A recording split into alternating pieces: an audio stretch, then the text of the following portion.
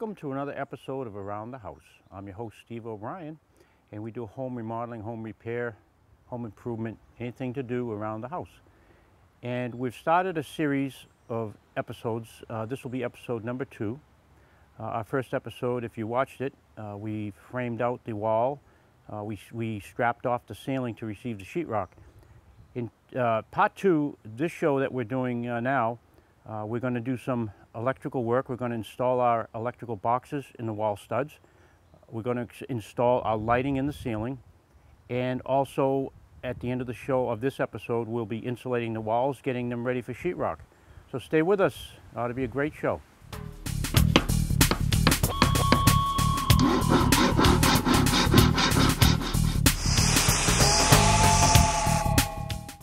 All right, here we are with some of the materials we're going to be using on our project today. I just want to describe them to you briefly. This will be the insulation that we're going to put in the ceiling. This is an R19. These are called bats because they come out in bats, and that's just like a, it's not a roll, let's put it that way. But this is going in the ceiling, and the reason we're doing this in the ceiling is for soundproofing purposes. So you don't hear people upstairs, you don't hear people from the downstairs, and it's a great thing to do for insulation and also for sound purposes. And we're going to be using a R13 in the walls for the same reason, for soundproofing. And then we're also going to, today, we're going to install, these are called gang boxes. There'll be 2 outlets in each box, two of these outlets in each box. And these are a 15 amp, rated for 15 amps. You can read it right on the plug itself. So these are rated for 15 amps, which is perfect for what the application will be. We're only going to use this room for maybe a computer, a little office, so there won't be anything heavy duty plugged into these, which is fine. A 15 amp is fine for that. If it was a kitchen where you're going to be plugging in appliances, toasters, things like that, you'd have to go with a 20 amp receptacle and a heavier gauge wire. This is a 14-2, which is a lighter gauge wire, which is perfect for receptacles that are rated for 15 amps and lighting and stuff like that. So we're going to use a 14-2 Romex, and we're going to use these. These are also called new work boxes. And when I say new work, you see the nails coming out. You have access that you can nail this into the stud directly. And you want to use these only when you have open area, there's no drywall up, and that's called a new construction box. Okay, and lastly but not least, we'll be installing our recessed lighting. And these recessed lightings, they call them, I've heard them called different things. These are called cans, hi-hats. I've heard them called multiple different things, but it's all the same. I call it recessed lighting. And this is rated, this is very important now. If you're going to insulate your ceiling, when you buy these, they have a different type. This is rated for insulation, whether it be in an attic or in our application, it's in a basement. We're going to insulate the ceiling with the R19. So it'll be able to take the heat from this because it's insulated a little more, the fixture itself, not to get too hot on the outside. So there's 2 types, rated for insulation and non-insulation. This is, we can insulate around this one. So make sure when you do that, you check that out if you ever put in light fixtures. And then there's a trim piece that goes on the inside. So we'll be wiring all this up today, getting the insulation in, and getting it ready for drywall. That'll be our 3rd episode. So stay with us and let the fun begin.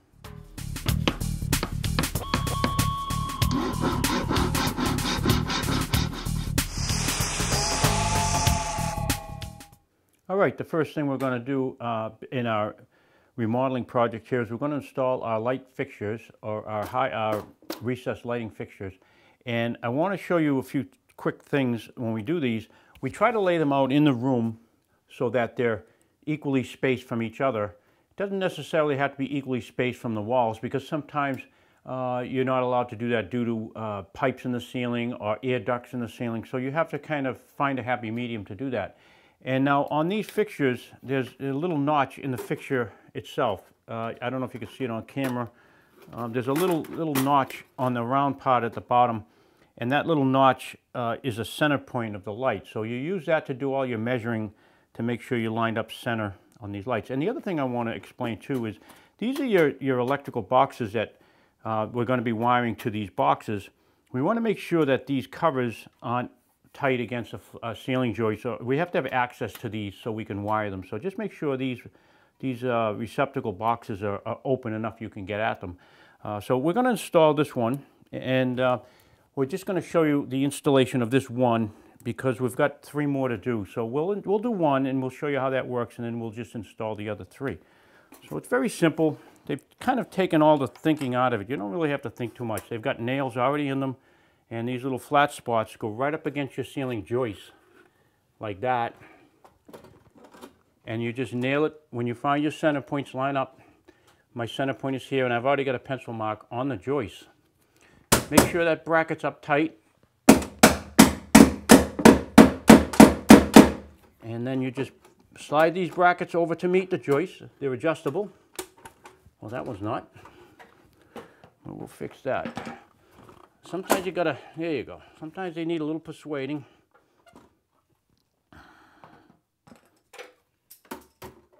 Make sure it's up tight. Very simple. That bracket doesn't want to move. We'll get that later, but we can get this one over here and up tight to the joist.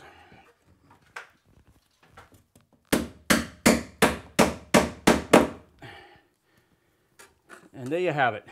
That one's up, and it looks pretty centered. You can adjust them back and forth this way, which before you sheetrock, you want to make sure your center mark is where you want it to be off the wall, and I measured, and it's really good right there. So we're going to leave that there, and when we cut the circle out in the drywall, that'll keep that fixture where it has to be. It doesn't have to, you don't have to secure it any other way. So that's where we want it to be, and that's about as simple as it is. There's not too much more other than the wiring process, and we'll show you that down the road. So stay with us.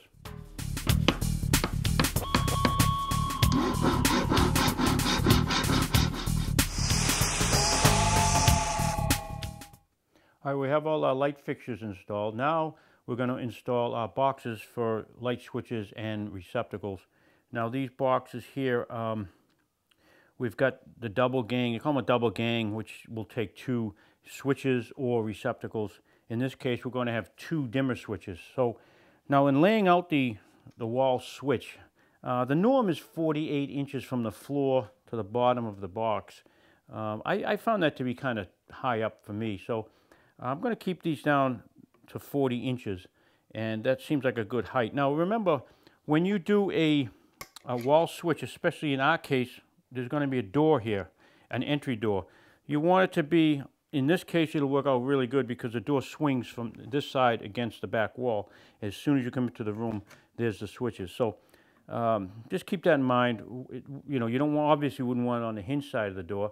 And in this case, we didn't want it on the outside. Some people do put it on the outside, but we're not going to do that in this case. So here we go. Now there's 2 little nubs. I don't know if that camera shot will show these 2 nubs. These boxes have little bumps on them, and these bumps, it holds you off the stud.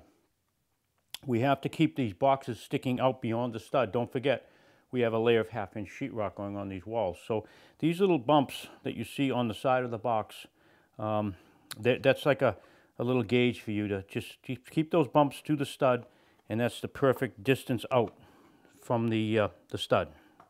So here we go. We're going to nail that in there at 40 inches to the bottom. Now if you have other switches in the room existing, you want to kind of keep this the same, but we don't. So we're going to just go whatever we want here.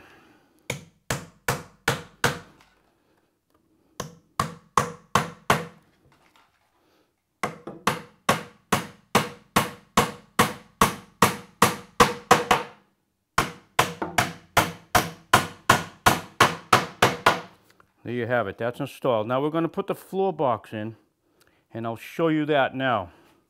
Now the norm on a floor box is anywhere to the bottom of the box from the floor would be 12 to 16 inches. I found 12 a little too low, and I found 16 a little bit too high.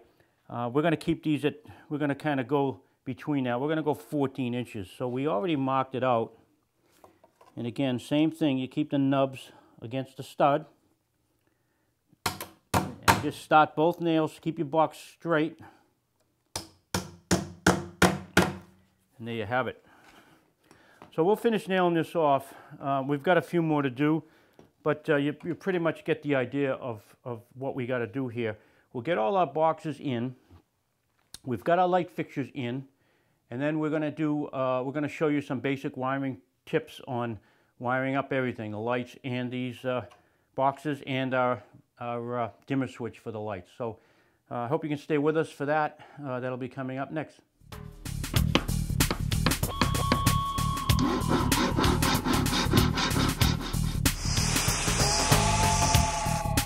All right, now we're at the point where we're going to start running our rough wiring. We've already started bringing in our main feed, which is right here. The main feed, this is where our source of power is coming from, and we took that. I'll stand back and you can see where that comes from.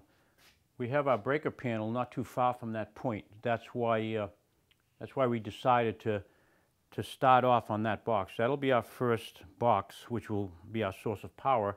And then what we do is we'll run another wire from that box to the box that's kind of close behind me. And we'll just do a series right down the line, all the way down the line. And one box will jump off another to the next, to the next. And the very last box, which is over by our light switch, will be feeding the lights. And we'll run it from that to our wall switch, our dimmer switch, and then up to the lights.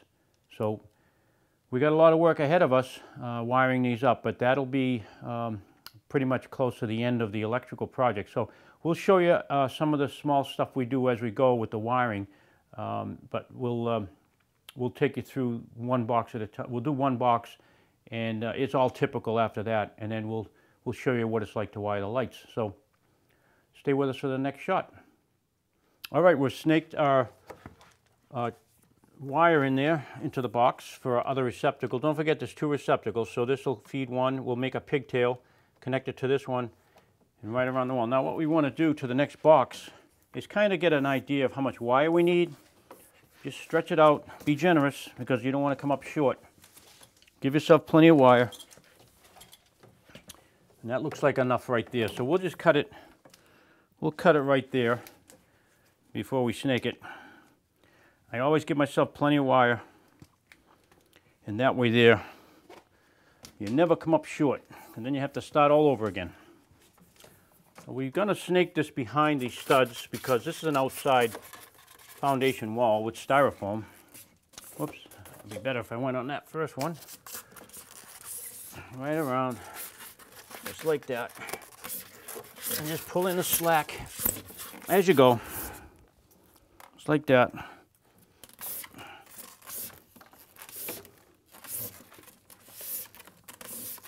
It's a little bit easier than drilling through all the studs, so anytime you can get away without drilling, do yourself a favor.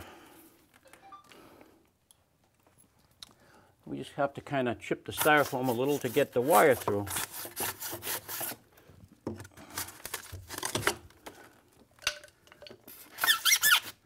Okay, now this behind me in this corner, eventually will be a little door there. It's going to be the electrical closet.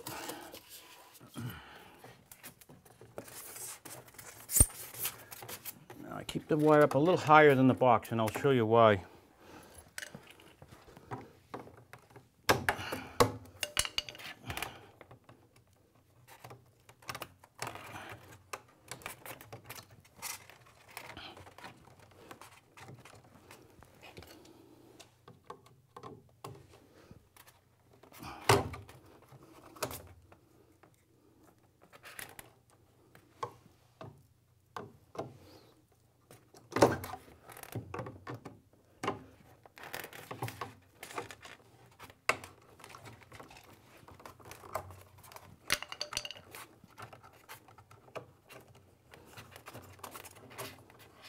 Okay, there you go.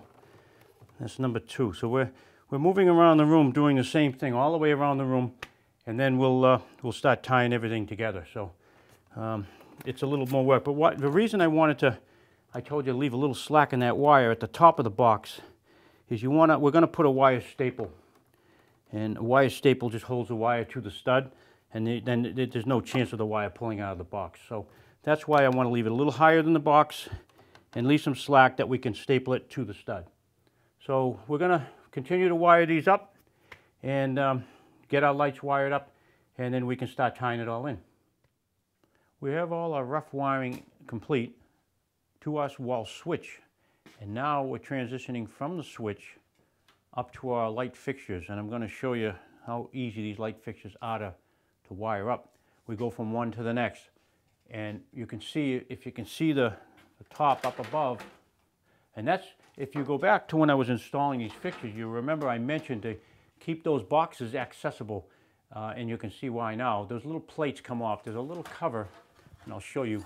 This little plate cover right here, that snaps over the box when you're done to conceal the wires. And the good thing about this light fixture, now you say to yourself, oh, what if I have to access that after I sheetrock? Well, you can take the fixture on the inside and pull it out, and the box has a double side. So there's a plate on the opposite side that you can access when you take the fixture apart and drop the can down. You can access that actually after the ceiling's up. So they think of everything with these fixtures, so not to worry. So now what I'm going to do, I'm going to run my next length of wire to the fixture. And the good thing is, this is why you strap the ceiling, because we're going to staple the wire to the floor joist, and the sheetrock will cover that. So that's why we always strap these ceilings. Now, we've got a couple little knockouts. They call them knockouts. And the reason they call them knockouts is because you knock them out. Simple as that. We're going to show you on this one, if I can get it up in there. Okay. Of course, there's always one that gives you a little bit of trouble. Well, I won't take too much time with that, but we knock that out, and then we run the wire, do the next fixture, and just get a rough length of your wire. You don't have to be exact at this point. So there's our plate, a box right there. So we're going to run the wire roughly over to that one, maybe about 6 feet of it, and we'll just cut off. Give ourselves plenty. Can always cut it off later. Okay. Okay. Now, we take the plate off of this one. The plates just snap off right like that. Just comes right off. And then we're going to knock out the knockout.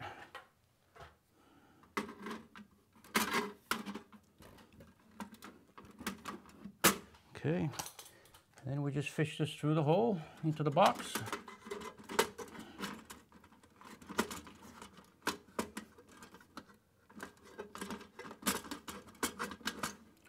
And we're about ready to wire that one. And that'll be the last fixture on this circuit. We'll tie this one in.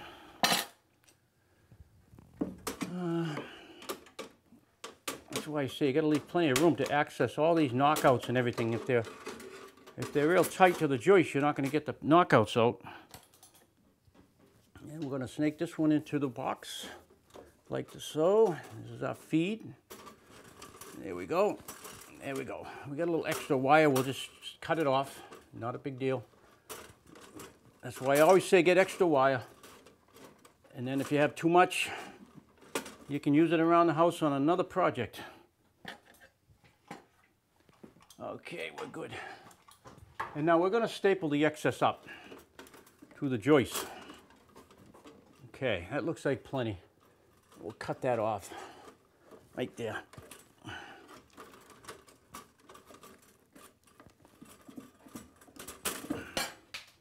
All right, we're ready to tie these lines in. We're going to tie all our outlets in, put in our wall switch for these dimmer lights, and we'll try it out, and we'll see how everything works very soon. All right, we've started wiring our outlets, and I tied all the grounds together so it's a common ground all the way around, and I'll do the same with the hot wire and the common wire being the white wire, and the hot wire being the black wire in this application. So now,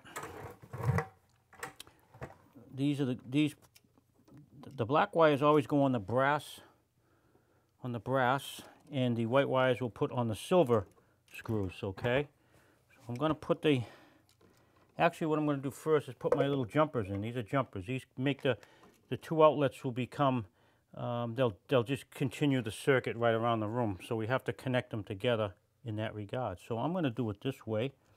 I'm going to put my white jumper in first on one side. Would help if I loosened the screw. And we're going to loosen, we can just do the one screw for now because I think we're just going to use the one screw. And let's tighten the other, actually I'll use that one there. We'll loosen that one up. Now I'm going to put my jumper in. And there's my jumper in there, as you can see. And we're going to put the black one jumping over the back of that. And that'll tie the two together on that side. And there we go there.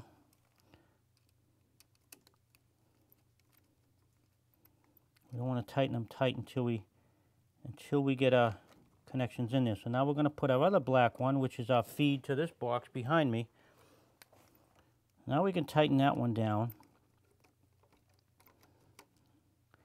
Okay, and we'll do the same with the white. We'll put the white in next to right next to the jumper, like that. You can see this is our white feed for the next box, or common wire. Nice and tight. The two of them are nice and tight. Now we're going to jump over. Okay, make sure you're on the brass screws, not the silver ones. And these are brass. Keep everything the same. All right, make sure everything's tight. Good and tight. Now we're going to run the brass over to the brass, the black to the brass. And this is the input, also in the brass. And this is the jumper in the brass, jumping to our other switch. I mean our other outlet. So now we got hot wire. You can screw that nice and tight. Yeah. All we need to do now is our common wire and our jumper into the silver side, which is on the opposite side over here. We'll go on the top, like that. And this one will go on the top right next to it, same screw. And they're both in. We're going to tighten that down.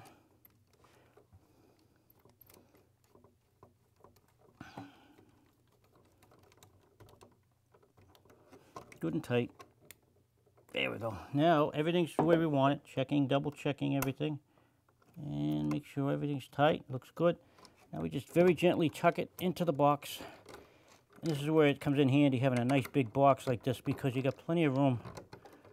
You kind of get them situated. And then you take your screw gun and just go, just start your screws.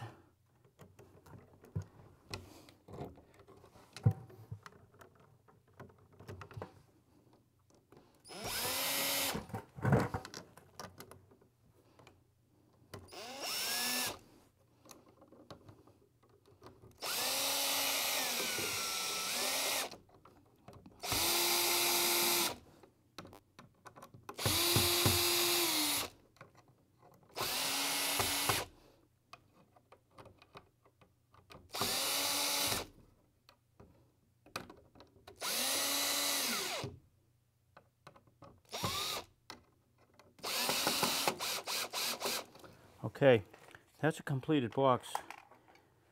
Now we might be taking these out. I kind of doubt it, but we might take these out when we do the drywall. Normally they don't put these in until after the drywall, but I'd like to check the circuit out first, just in case there's any flaws in it. We can fix it before the drywall goes on, but normally these plugs don't go on until after the drywall and the skim coat is on, but we're only going to do joint compound so we can kind of go around these things. But we'll see what happens. But there you go. There's the finished product right there.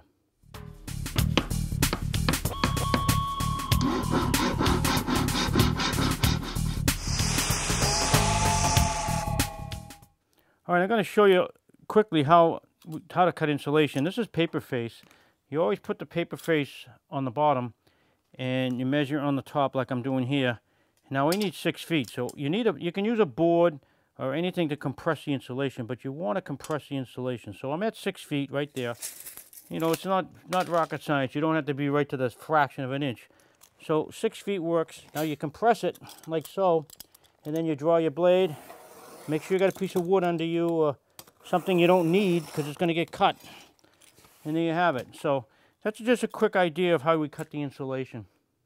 Okay, we're going to install this R19 in the ceiling. Normally I'd have a dust mask on, but I'm only putting in one piece for now just to show you how we do it. And you couldn't hear me too well through the dust mask. So we're going to slide it over the strapping like so, paper facing down, and just pull it up and over. And you feed it with your left hand or your right hand and pull it with the other hand. A helper at this point would be nice. And you just pull it through, bring it over like that. And then you work your ladder over a little more. And you fold this piece up inside the other piece. Pull it out to where it goes.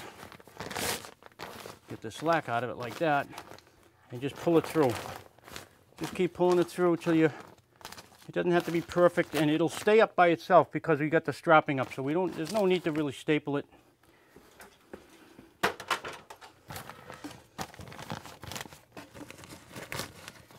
Okay, and there we go.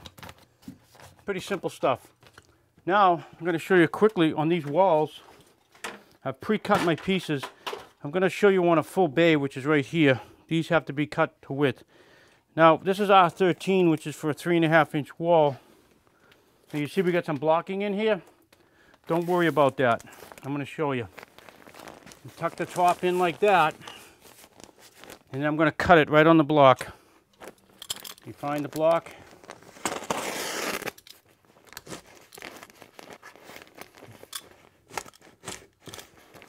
Would help if I change my knife blade once in a while, but a good sharp knife blade really helps a lot. Okay, I was a little below the block, but that's okay. Tuck it in any way you can. And once we drywall that, it'll look fabulous. There you go. Make sure you find your block like I didn't do the last time. Right there.